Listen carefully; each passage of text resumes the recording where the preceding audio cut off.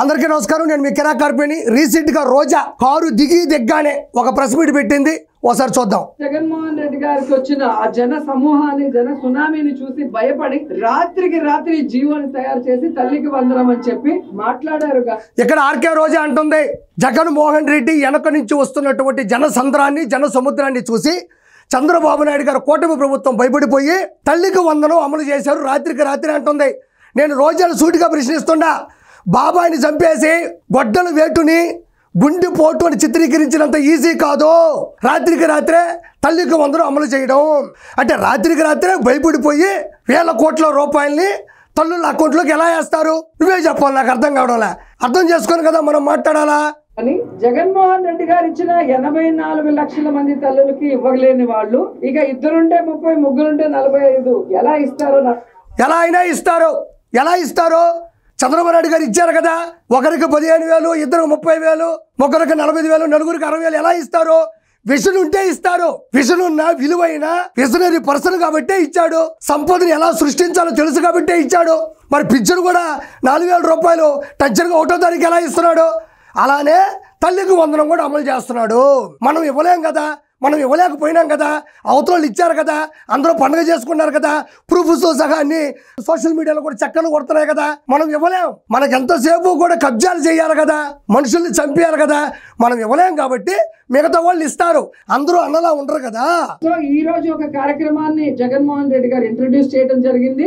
Recalling Chandrababu manifesto. Chandrababu మేనిఫెస్టోని గుర్తుకు తెస్తూ అంటూ ఈ QR కోడ్ ఉంటుంది. దీన్ని వాళ్ళ ఫోన్ లో వాళ్ళు ఓపెన్ చేస్తే చంద్రబాబు నాయుడు, పవన్ కళ్యాణ్ గారు ఎన్నికల ముందు ఏం చెప్పారు 2024లో. ఇక్కడ ప్రజలారా ఇది బాగా గుర్తు పెట్టుకోవాలి, గమనించాలి. ఇక్కడ ఆర్కే రోజా ఒక QR కోడ్ ను చూపిస్తుంది.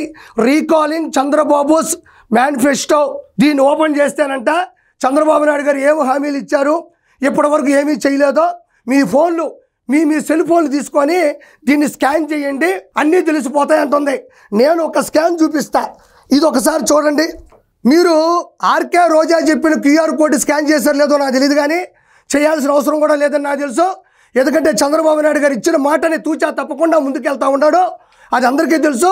ఇప్పుడు నేను చూపిస్తున్న ఈ QR కోడ్ని స్కాన్ చేయండి. మీ మొబైల్లో స్కాన్ చేస్తే దీంట్లో ఉండే డేటా బయటకు వస్తుంది. గడిచిన 2019 నుంచి 2024 మధ్యన జగన్మోహన్ రెడ్డి ఇచ్చిన హామీలు ఎలా నెరవేర్చాడు, అవి ఎలా ఘనతని చేకూర్చాయి, ఎలాంటి స్థాయిలో ఉన్నాయి, జగన్మోహన్ రెడ్డి యొక్క వ్యక్తిత్వం ఎలాంటిది, ఆయన నవరత్నాలు ఎన్న నాణ్యతమైనటివి కూడా ఈ QR కోడ్ని స్కాన్ చేయండి. అప్పుడు మీకు నిజాలు ఏంటి అనేది బయటపడతాయి. రోజా స్కాన్ ఎందుక, రోజా కోడ్ ఎందుక స్కాన్ చేయడమా? ఈ స్కాన్ చేయండి, మీకు వచ్చిందని నేను అనుకుంటున్నాను. మళ్ళీ ఆర్కే రోజా ఒక మాట చెప్తుంది, మీ మొబైల్లో ఈ QR కోడ్ని స్కాన్ చేయండి అంటుంది. మరి జగన్ అన్నేమో ఆ రోజుల్లో రజని నాకు అసలు ఫోనే లేదు, ఫోన్ ఉన్నా కూడా నాకు అసలు నెంబరే లేదు అన్నాడు. మరి అన్న దగ్గర ఫోన్ లేనప్పుడు మరి నువ్వే వెళ్ళాలా, నువ్వే వెళ్ళి నీ మొబైల్ తీసి అన్నకిస్తే అన్న స్కాన్ చేసి చూస్తాడు. మళ్ళీ అదొక భయం తల్లి, నువ్వు ఎప్పుడు పడితే అప్పుడు బాబాక అన్న దగ్గర చాలా ఆయుధాలు ఉంటాయి, ఇట్ట తీసి అట్ట పడేసి వెళ్ళిపో, ఆయన చూసుకుంటాడు. లేకపోతే ఎలాంటి పరిస్థితితో నేను ప్రత్యేకంగా నీకు చెప్పక్కర్లే. కాబట్టి ఆ QR కోడ్ని స్కాన్ చేయండి. నేను డీటెయిల్స్ చెప్పను, అన్నీ అందులో పొందుపరిచాను. వాళ్ళ అధికారంలోకి వస్తే జూన్ నుంచే ఏమేమి ఇస్తాము అని వాళ్ళు మాట్లాడారు. అండ్ ఏ ఆంక్షలు లేకుండా ప్రతి ఒక్కరికి కూడా మేము అందజేస్తాం, మేము ఇచ్చిన మేనిఫెస్టో అని చెప్పడమే కాకుండా జగన్మోహన్ రెడ్డి గారు ఇచ్చినవి కూడా మేము కంటిన్యూ చేస్తామని చెప్పి ఈ రోజు ఈ రాష్ట్రంలో ఉన్న ప్రతి ఒక్కరిని ఎలా నేను ఇంత ముందు కూడా చెప్పి ఆర్కే రోజా QR కోడ్ కన్నా స్కాన్ చేయమని కానీ వాళ్ళకి పెడితే నువ్వేరిపోతావు. ఎందుకంటే ఇంత ముందు కూడా చెప్పా, ప్రతి నెల 64 లక్షల మందికి అర్హులైన వాళ్ళందరికీ కూడా 4,000 రూపాయలు పింఛను టెన్షన్గా అందిస్తున్నారు. 16,347 పోస్టుల భర్తీకి మెగా DSC నోటిఫికేషన్ జారీ చేశారు. 203 అన్నా క్యాంటీన్లు ఓపెన్ చేశారు. కేంద్రం నుంచి అన్ని నిధులను కూడా మంజూరు చేయించుకుంటూ ఉన్నారు. నేను ఇలా చెప్పుకుంటూ పోతే చంద్రబాబు నాయుడు గారి ఒక చరిత్రని నేను ఎంతో ముందు కూడా నీకు చెప్పడం జరిగింది. QR కోడ్ అవసరం లేదు, కిరా కార్పీ చెప్తే అది వాస్తవంగానే ఉంటుంది. రోడ్లు ఇంత ముందుతో పోలిస్తే బ్రహ్మాండమైన రోడ్లు కూడా ఇవ్వడం జరుగుతూ ఉంది. బడుగు బలహీన అన్ని వర్గాలను కూడా సమంగా చూస్తున్నారు. ఇది ఈవీఎంల విజయమే, ఇది కూటమి విజయం కాదు అనేది అర్థం చేసుకున్నారు. ఈవీఎంలు మోసం చేసే అంటున్నావు. నేను క్వశ్చన్లు అడగతా, వాటికి నువ్వు సమాధానం చెప్పు చూద్దాం. సొంత చెల్లిని కన్న తల్లిని బయటకు పంపాడు, బాబాయిని పైకి పంపాడని ప్రజలకు తెలిసినా ప్రజలు మీకే ఓట్లేశారు. కాకపోతే ఈవీఎంలే మోసం చేసే అంటావు. తోటా చంద్రయ్య, నన్ను సుబ్బయ్య, డాక్టర్ సుధాకర్, డ్రైవర్ సుబ్రహ్మణ్యం, అమర్నాథ్ గౌడ్ లాంటి వాళ్ళని ప్రత్యక్షంగా చంపేశాడని ప్రజలకు తెలిసినా ప్రజలు మీకే ఓట్లేశారు. కాకపోతే ఈవీఎంలే మోసం చేసే అంటావు. కల్తీ మద్యంతో లివర్లని, గంజాయితో చదువుకునే పిల్లల్ని నాశనం చేశాడని ప్రజలకు తెలిసినా ప్రజలు మీకే ఓట్లేశారు. కాకపోతే ఈవీఎంలే మోసం చేసే అంటావు. కొడాలి నాని, వల్లభనేని వంశీ, శ్రీరెడ్డి, వర్రా రవీందర్ రెడ్డి, పంచ ప్రభాకర్, పోసాని కృష్ణమురళి, బోరుగడ్డ అనిల్ లాంటి వాళ్ళ చేత ప్రత్యక్షంగా ఆడవాళ్ళని బూతులు తిట్టించారని తెలిసినా ప్రజలు మీకే ఓట్లేశారు. కాకపోతే ఈవీఎంలే మోసం చేసే అంటావు. మైన్స్, వైన్స్, గ్రావిల్, ఇసుక, అన్యాయాలు, అక్రమాలు, దందాలు, దౌర్జన్యాలు, కిడ్నాపులు ప్రత్యక్షంగా చేశారని ప్రజలకు తెలిసినా ప్రజలు మీకే ఓట్లేశారు. కాకపోతే ఈవీఎంలే మోసం చేసే అంటావు. ఈవీఎంలు మోసం చేయలేదు, మీరు ప్రజల్ని మోసం చేస్తే ప్రజలు మీకు ఓటేస్తున్నట్లు మోసం చేశారు. ఈవీఎంలు అనేటివి జగన్ కాదు, రోజా కాదు, వైఎస్ఆర్సీపీ నాయకులు కాదు మోసం చేయడానికి. వాటికి కూడా ఒక పద్ధతి అంటూ ఉంటుంది. 2024లో ఈవీఎంలో పనిచేస్తే 2019లో కూడా అవే ఈవీఎంలు ఉన్నాయి. కాబట్టి మైండ్ పెట్టుకొని మాట్లాడు. నీ డ్రామాలు జూనియర్స్ ముందు ఆడు, పొలిటికల్ సీనియర్స్ ముందు కాదు. ఇక మోటాముళ్ళు సర్దుకో, వయసుకు తగ్గ పాత్రలు వస్తే ఒప్పుకో. నీ రాజకీయ భవిష్యత్తు సమాధి, మీ అన్న పెద్ద ఉన్మాది. ఒకసారి వీడియోలోకి వెళ్దాం. అందుకే ఈరోజు కూటమి ప్రభుత్వంలో ఉన్న వాళ్ళకి భయం వేసి జూన్ 18లో అది ప్రైవేట్ వెహికల్ కింద ఆయన పడ్డాడు, కానీ ఏమీ జరగలేదు. ఆయనకు ఒక సైడ్ కొంచెం స్వల్ప గాయాలైతే. ఇక్కడ ఆర్కే రోజా చెప్తుంది, మొన్న రెంటపాల అనే గ్రామంలోకి సత్యనపల్లి నియోజకవర్గంలో ఒక వ్యక్తిని అదే బెట్టింగులు పెట్టి అన్న గెలుస్తాడు ఐపాక్ టీం చెప్పడం వల్ల అనిల్ కుమార్ యాదవ్ ప్రోత్సాహంతో 30 కోట్ల రూపాయలు పోగొట్టుకొని ఆ మనిషి సాగుతో పోరాటం చేసి చనిపోయాడు. ఆ మహానుభావుని చూడడానికి ఈ మహానుభావుడు వెళ్తా ఉంటే ఆ వెహికల్ కింద సింగయ్య అనే వ్యక్తి ముందర టైర్ కింద పడిపోయాడు. తర్వాత ఫస్ట్లో అది అర్థం కాలేదు ఎవరికి, కానీ డ్రోన్ కెమెరా సాక్షిగా ఆయన కింద పడడం జరిగింది. అతను వెంటనే లాగి పక్కన ఉండేటువంటి తుప్పల్లో పడేశారు. లేట్ అవడం వల్ల అతను చనిపోయాడు. ఈవిడ చెప్తుంది ఆయనకంట స్వల్ప గాయాలంట, చిన్న గాయాలు తగిలాయంట.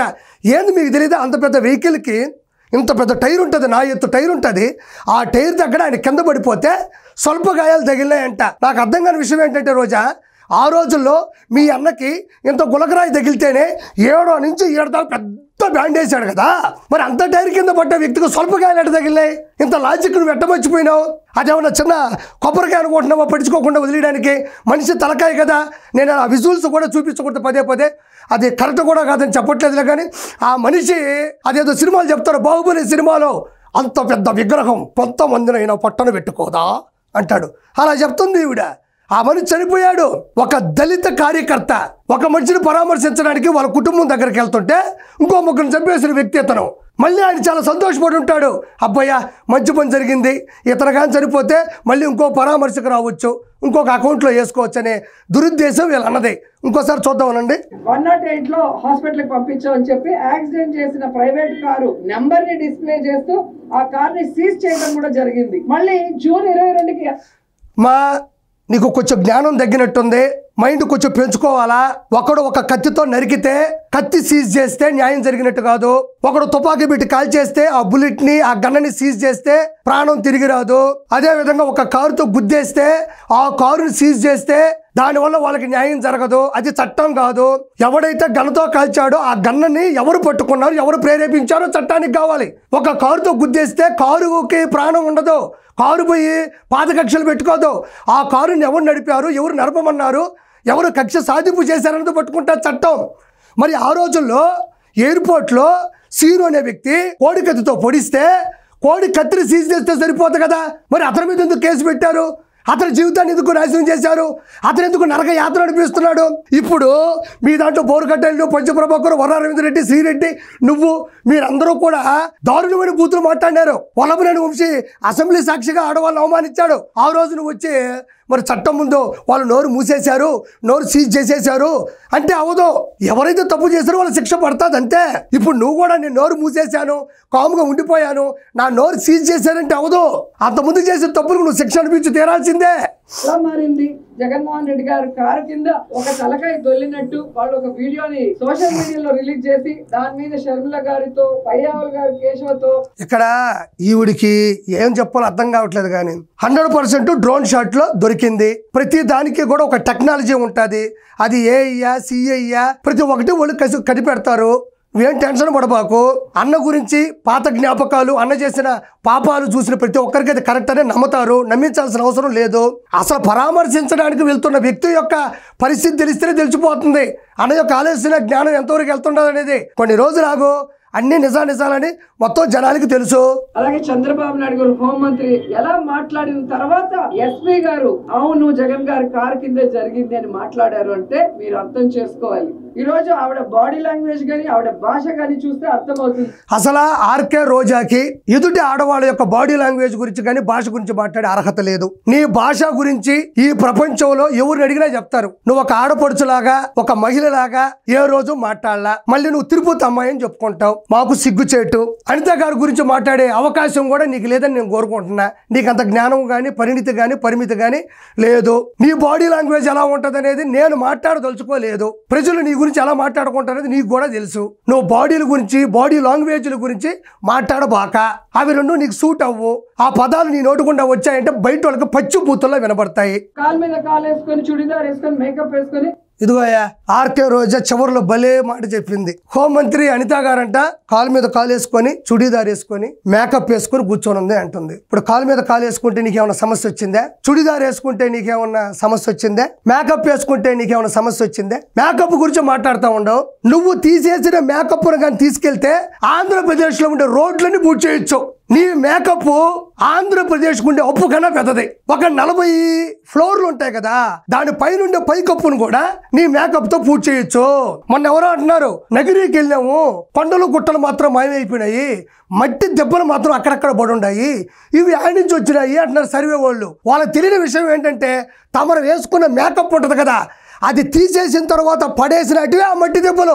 వాళ్ళకి నేను చెప్తే ఆశ్చర్యపోయారు. నువ్వు మళ్ళీ అనిత గారి గురించి మాట్లాడుతూ ఉండవు. నీ మేకప్ మొత్తాన్ని నగిరి నుంచి ఉన్నపళంగా బయటకు పంపించాలంటే 40 జేసీబీలు, 400 టిప్పర్లు, 4000 మంది కూలీలు, 40,000 గంటలు నిర్విరామంగా పనిచేస్తే తప్ప ఆ మేకప్ దెబ్బల్ని బయటికి తరలించే పరిస్థితే లేదు. ఈ రోజు నువ్వు మళ్ళీ మేకప్ గురించి మాట్లాడతావా? ఏం మాట్లాడాలంటే వాళ్ళ గురించి. ఒక దళిత మహిళ హోమ్ మినిస్టర్ అయింది. నేను ఆవిడకి సెల్యూట్ కొడుతున్నా. ఎందుకంటే ఎంత కష్టపడి ఉంటే ఈరోజు ఈ స్థాయికి వచ్చి ఉంటుంది, ఎంత కష్టపడి ఉంటే ఈరోజు ఆ హోదాని ఆవిడికి దక్కుంటుంది. ఒక సాటి మహిళగా నువ్వు మాట్లాడే మాటలు ఇవి. ఏదైనా తప్పు జరుగుంటే నిలది ప్రశ్నించో, ఎదిరించో. ఎక్కడ ఇది జరిగింది అక్కడ అది జరిగిందని అడుగు. అంతేగాని ఆడవాళ్ళు బట్టలు వేసుకోరా, అందులో చుడీదార్ ఉండకూడదా, కాలు మీద కాలు వేసుకోకూడదా, ఏమన్నా మాట్లాడినా ఇది పద్ధతేనా? ఒక దళిత మహిళ ఈరోజు ఆంధ్రప్రదేశ్కి హోమ్ మినిస్టర్ అయింది. సెల్యూట్ కొట్టాలి ఆవిడికి. ఎంత స్వయం కృషి ఉండాలి, ఎంత పట్టుదల ఉండాలి, ఎంత సంకల్పం ఉండాలి. ఆ వయసులో ఆవిడ ఆ స్థానాన్ని అధిరోహించిందంటే మనకు అవన్నీ చేత కాదు కదా. కాబట్టి ఈ మాటను వెనక్కి తీసుకోవాలా. ఈ మేకప్లో కాలు మీద కాళ్ళు వేసుకోబట్టే కదా మన జగన్మోహన్ రెడ్డి ప్రభుత్వాన్ని ప్రజలు వేసుకొని పోయారు. ఏడబడేశారో కూడా తెలియదు. కాబట్టి మాట్లాడేటప్పుడు జాగ్రత్తగా మాట్లాడు Roja. Thank you so much.